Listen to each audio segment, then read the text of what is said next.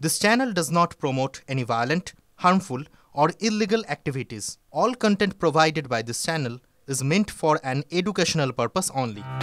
শহর থেকে গ্রাম, রাস্তায় রাস্তায় কুকুরদের দেখা মেলে সর্বত্রই। তাদের খাওয়াতে উদ্যোগী হন পাড়ার কোনো না কোনো বাসিন্দা, তবে সেক্ষেত্রেও আসে অনেক বাধা। অথচ ওই ভালোবেসে দেওয়া খাওয়ারটুকুতেই বেঁচে থাকতে হয় পথ কুকুরদের। এবার তাদের জন্য তৈরি হলো বিশেষ নির্দেশিকা। রাস্তায় থাকা সারমেয়দের সুরক্ষা দিতে এসওপি তৈরি করল রাজ্যের নগর উন্নয়ন দফতর। রাজ্যের সমস্ত পুরসভাকে দ্রুত সেই নির্দেশাবলী পাঠানো হবে বলে জানানো হয়েছে। পোষ্যদের খাবার দেওয়ার ক্ষেত্রে পুর কর্তৃপক্ষ সব এলাকায় খাবার জায়গা চিহ্নিত করবে। সেটা শিশুদের খেলার জায়গা থেকে দূরে হবে।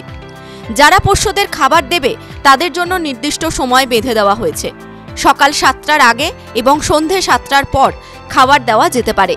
2 ঘন্টা সময় ধার্য করা হবে। যারা পথকুকুরদের খাবার দেবেন তাদের সেই জায়গা পরিষ্কার করে দেওয়ার পরামর্শ দেওয়া হয়েছে।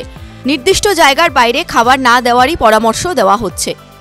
যারা রাস্তার কুকুরদের খাবার দেবেন তাদের কেউ বাধা দিতে পারবেন না বা হেনস্থা করতে পারবেন না। কুকুরদের কি খাবার দেওয়া হবে তা নিয়েও পরামর্শ দেওয়া হয়েছে এসওপিতে। চকলেট, দুধ জাতীয় খাবার, পেঁয়াজ, রসুন, মিষ্টি জাতীয় বা স্ন্যাক্স জাতীয় খাবার, অ্যালকোহল দিতে বারণ করা হয়েছে।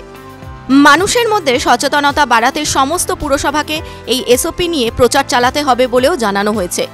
প্রসঙ্গত, পোষ্যদের খাবার দেওয়া নিয়ে দক্ষিণ 24 পরগনা জেলার জয়নগর এলাকায় এক ব্যক্তিকে মেরে ফেলার হুমকি দেওয়া হয়েছিল।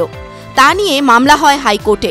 বিচারপতি তীর্থঙ্কর ঘোষের এজলাসে পুরসভা এই এসওপির কথা জানায়। TV9 Bangla digital.